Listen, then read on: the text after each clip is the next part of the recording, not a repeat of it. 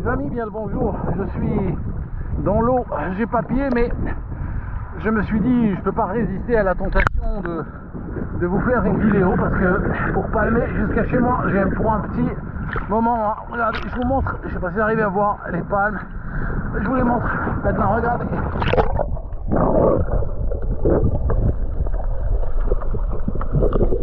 Donc, je disais que j'ai pour un petit moment à palmer avec ces objets très lourds. Alors, je disais que il y a plein de gens qui me disent, j'arrive dans une entreprise et on me harcèle. Tout à l'heure, une femme m'a même dit un truc absolument horrible. On lui a changé de nom. Elle est arrivée dans la boîte. Elle a dit, je m'appelle Caroline. Et la responsable lui a dit, à partir de maintenant, tu vas t'appeler Joséphine. C'est fini. Je t'appelle comme je veux quand tu es ici.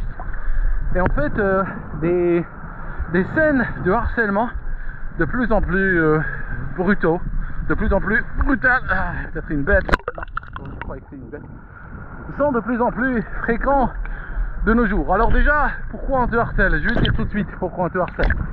On te harcèle, c'est... ça m'est arrivé d'entrer dans un endroit et de me sentir attaqué. Être attaqué par... littéralement sentir être attaqué par le démon. On est pourchassé de partout, on est persécuté, n'est-ce pas? On a l'impression de marcher dans la vallée de l'ombre de la mort, littéralement.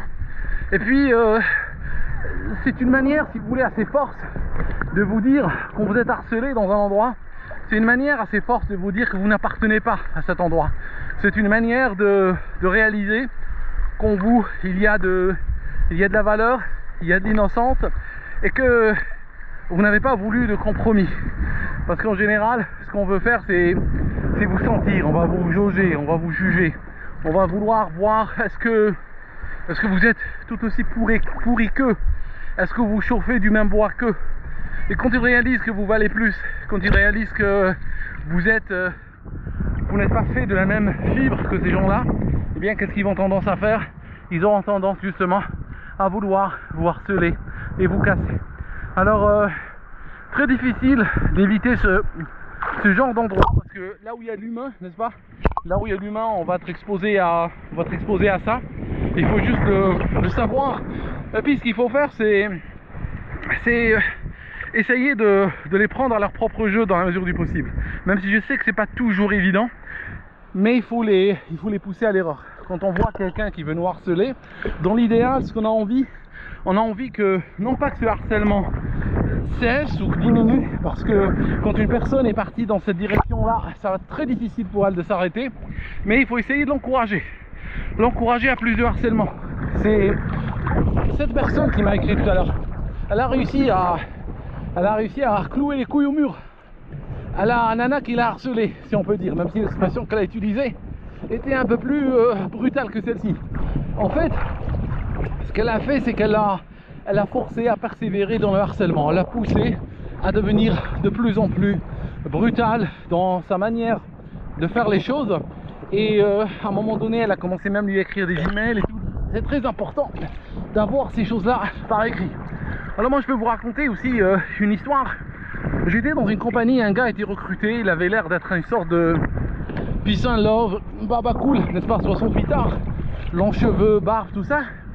Et ces gens-là, en général, ils ont la réputation, en tout cas, ou visuellement, on a l'impression qu'ils sont pacifiques. Ce n'était pas le cas de ce gars. Il était extrêmement agressif et il était tombé sur un manager que nous avions. On dirait qu'il avait lu le livre Comment faire du management toxique en 10 leçons. Attendez, je m'arrête de palmer un peu. Je disais donc, n'est-ce pas?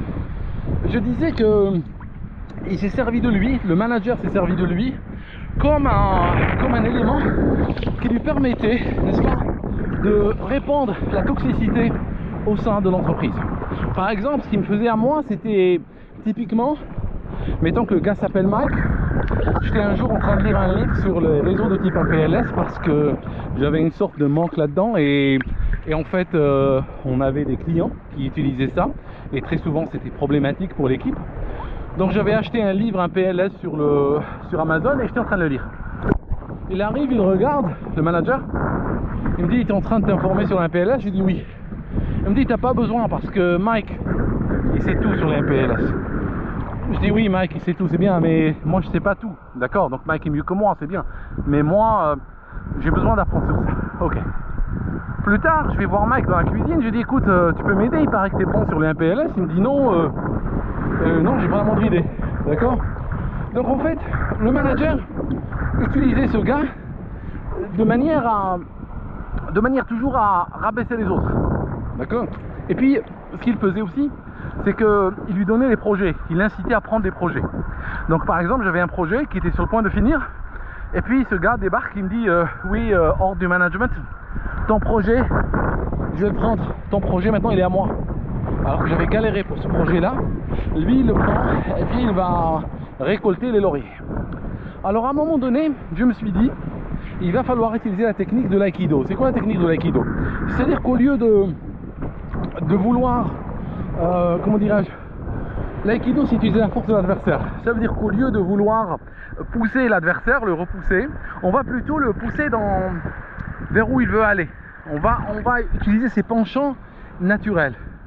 Alors ce que j'ai fait régulièrement quand il y avait des projets, je disais mais celui-là Mike peut le prendre. Il disait oui, comme ça dans une salle de réunion devant tout le monde. Et puis un peu plus tard, un autre projet. Ah celui-là Mike, je suis sûr qu'il pourra exceller là-dedans. Et puis lui il disait oui, oui bien sûr. Et il en prenait de plus en plus. Et en réalité, plus il prenait le projet, plus il était en train de se dégrader. Je fais ça pour refroidir la GoPro parce que sinon elle va s'arrêter, il y a trop de soleil. Et en fait, ce qui se passe c'est que à un moment donné, il a commencé à être dépassé. Il a commencé de plus en plus à dépasser parce qu'il voulait prendre le travail de tout le monde. Et puis les gens ont compris le vice, son vice. Donc qu'est-ce qu'il faisait? Ils lui ont donné. Ça signifie au lieu de résister, eh ben, on lui en donnait. Toi tu veux de mon travail? Vas-y, prends-le, vis ma vie. Tiens, vas-y, j'ai envie de vacances moi. Moi je vis ma vie, prends tout. Et il prenait tout. Et au bout d'un moment, ben, vous savez ce qui est arrivé quoi. Il a fini en burn-out le gars. Il a fini en burn-out, un jour il n'est pas venu. Et puis on nous a dit oui, putain, il est à l'hôpital, tout ça. Et par la suite, il est revenu. Il a passé quelques jours, une semaine, je crois, 10 jours. Il s'est pris la tête avec un des managers N+2. Il a failli lui casser la gueule, semble-t-il, dans la cuisine. Une grosse prise de tête. Et sur ce, il a été viré. Voilà. Et au beau matin, je vis avec joie le corps de mon ennemi gisant sous l'arbre. D'accord? C'est un poète britannique. Regardez, il y a un avion qui arrive, je vous montre, regardez. Donc je disais que il faut jamais vouloir résister directement aux harceleurs. Il faut toujours les prendre à leur jeu. Il faut voir quel est leur penchant. Chaque harceleur a un penchant. Ils sont tous faits au moule. Ne me dites pas que le vôtre n'en a pas. S'il n'en a pas, si vous pensez que votre harceleur n'en a pas, regardez, il va toucher, il va se cabrer. Regardez comme il se cabre. Regardez, vous allez voir. Regardez. Voilà. Et ça a super net. Hein. C'est très court. Hein. C'est très court. Il pose très lentement. Il pose à une centaine de kilomètres heure. Hein. C'est très lent comme avion. Hein. Il est aussi lent qu'un avion d'aéroclub. Donc, je dis et je redis donc que les harceleurs ont tous une manière d'être, un point faible.